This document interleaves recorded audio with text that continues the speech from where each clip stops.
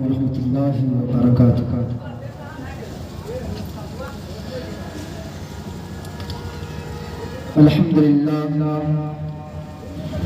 الحمدللہ وکفى وسلام علی عباده الذین اصطفى، اما بعد فقد قال الله تبارك وتعالى في القرآن المجيد والفرقان الحميد: فأعوذ بالله من الشيطان الرجيم، بسم الله الرحمن الرحيم، وما أرسلناك إلا مبشرا ونذيرا۔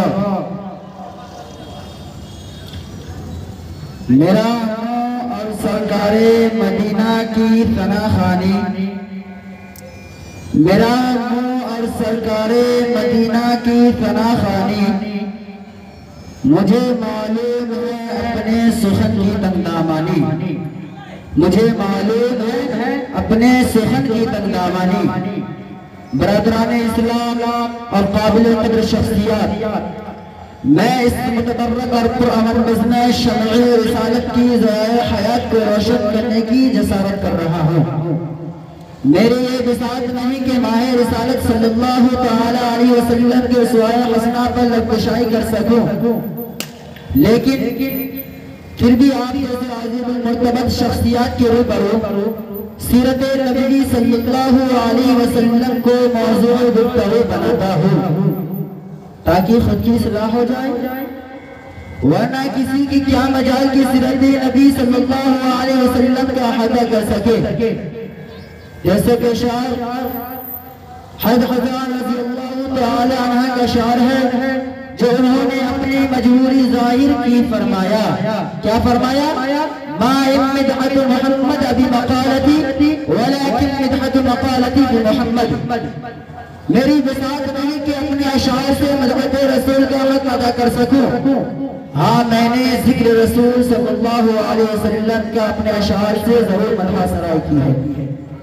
کسی اردو شاعر نے کہا، قلم میرا قاصر زباں میرے عاجز، قلم میرا قاصر زباں میرے عاجز، محمد کی عظمت بتاؤں میں کیسے، ہے محبوب رب امام الرسول وہ فضائل مکمل سناؤں میں کیسے۔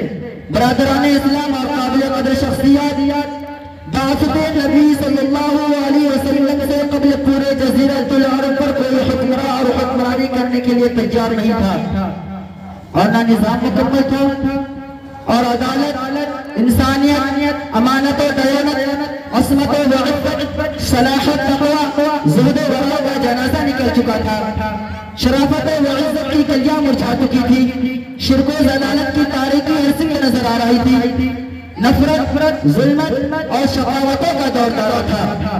کسی اردو شاعر نے کاہی خود منظر کشی کی، بدی کا زور تھا عرصہ جہالت کی گھٹائیں تھی، بدی کا زور تھا عرصہ جہالت کی گھٹائیں تھی، فساد زور کی چاروں طرف پھیلی ہوائیں تھی، ذرا سی بات پر تلوار چل جاتی تھی آپس میں تو پھر جنگ آتی ہی نہ تھی ہر دو چار کے بس میں۔ اگر لڑکی کی پیدائش کا گھر میں ذکر سن لیتے تو اس معصوم کو زندہ زمین میں دفن کر دیتے، غرض جو کی برائی تھی سب اس میں پائی جاتی تھی، نہ تھی آنکھوں میں شرم و حیا، گھر گھر میں بے حیائی تھی، مگر اللہ نے جب ایک دن اپنا رحم فرمایا تو خدا کے گانا اللہ کا لاڈلا پیدا ہوا۔ قدرت خداوندی نے اس پرفتن دور میں ہدایہ نے لاتے عزت اس کو ہدایت کے راستے پر راغب کرنے کے لیے، وحشت تربیت کو ختم کرنے کے لیے، قرآن کی چوٹیوں سے افتاد رسالت، آمنہ کے لال، عبداللہ کے لاتے جگر، عبدالمطلب کے نور نظر، پیش امرا کو تمام اپنا مبارک سے تشریف لاتے ہیں۔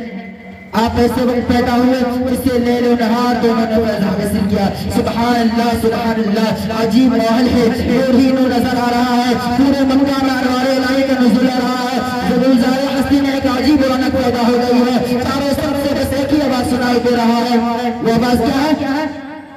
ایک والا آ گیا، ایک والا آ گیا، وہ آ گئے تو آ گیا دنیا میں انقلاب، اجرا ہوا چمن تھا گلستہ کر گئے میرے قلب جگر کے ساتھیوں۔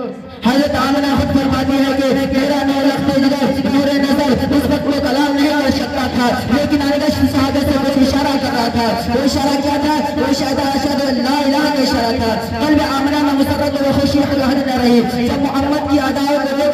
لیکن اس وقت کچھ وقت اثرات بھی تھے. آمنہ فرماتی ہے کہ کاش اگر طلحہ ہوتے اس لخت جگر کو جو چاند سے بھی زیادہ خوبصورت ہو, کتنے خوش ہوتے اور کھلانا وغیرہ لاتے. اتنے میں غیب سے آواز آتی ہے, اے آمنہ فکر مت کرو, میں اس کا رب ہوں اور ربی بھی ہوں, استاد بھی ہوں. اگر یہ بچہ کوئی شہادت پڑھ گئے تو پتھروں سے کلمہ پڑھا دوں گا. اگر کوئی شرف تفریح چاہے تو معراج پر بلا لوں گا. اگر کوئی شہادت طلب کرے تو پتھروں سے بھی کلمہ پڑھا دوں گا. اتنے میں عبد المطلب سوال کرتے ہیں, اے آمنہ کوئی نام سوچا ہے؟ آمنہ کہتی ہے کہ جب سے یہ بچہ پیدا ہوا ہے میں دل پر قابو ہے, میں زبان پر قابو ہے, میں اس دہن میں ایسی نام دستک ہوتی ہے محمد صلی اللہ علیہ وسلم. عبد المطلب کہتے ہیں سبحان اللہ سبحان اللہ. آمنہ اس نام کو اور اس نام کے بچہ کو میں نے پورے جزیرہ العرب میں نہ دیکھا نہ سنا. آمنہ کہتی ہے کہ یہ وہ بچہ ہے جس کی تعریف رب کائنات میں خود فرماتا ہے, ورفعنا لک ذکرک. ملت اسلام نے کب حق دلے بعثت نبی صلی اللہ علیہ وسلم سے قبل پورے زلزلہ